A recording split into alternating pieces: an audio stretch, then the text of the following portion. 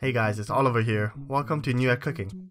This is an essential skill to learn and master because a fluffy bowl of rice is an excellent side for your meal. In this video, I'll show you guys how to cook the perfect rice on your stovetop. I'm using basmati rice in this video, and I'll be adding dill to the rice just to make it a little more fragrant. However, the steps and the measurements will stay the same if you wanted to make just plain white rice. I am using 2 cups of rice. This will yield 4 to 5 cups of cooked rice in the end and can serve 4 to 5 people.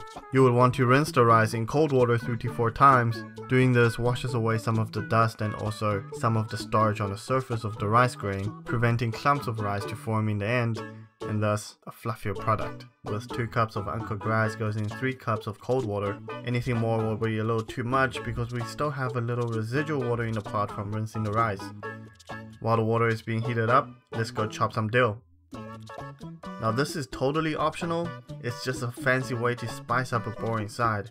And I think the creaminess of dill gives the rice a buttery flavor. I'm using about half a cup of dill here and putting it in a pot while it's just started to boil.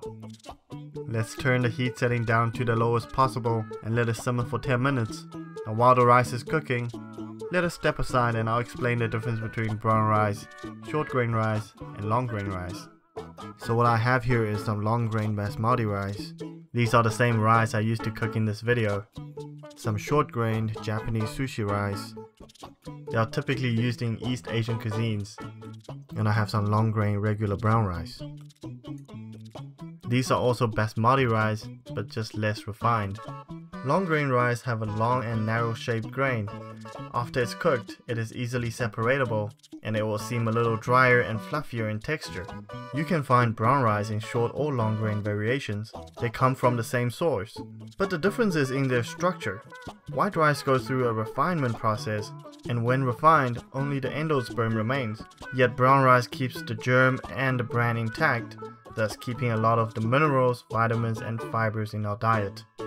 Short grain rice have a slightly rounded shape. After it's been cooked, they have a soft, pillowy, sticky texture. That is because of its higher starch content.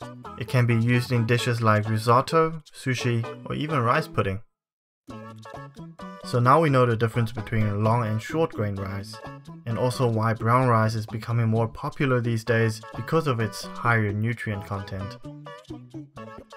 It seems like our rice is fully cooked. Let's remove it off the heat and don't lift up the lid just yet. We'll have to wait another 10 minutes for the steam inside to be absorbed. It's all about the little details that makes the perfect rice. Once the timer goes off, let's give it a quick mix, fluffing up the rice, and you can see how the rice has almost doubled in its size. Notice that we didn't add any oil to it and the rice completely comes off the bottom of the pan. Cooking rice on a stovetop like this is one of the basic skills of cooking you'll need to learn. It takes no effort at all. It just requires you to time it perfectly and to get the measurements right. If you guys have learned something new in this video, leave it a like and remember to share and subscribe. See you guys in the next one.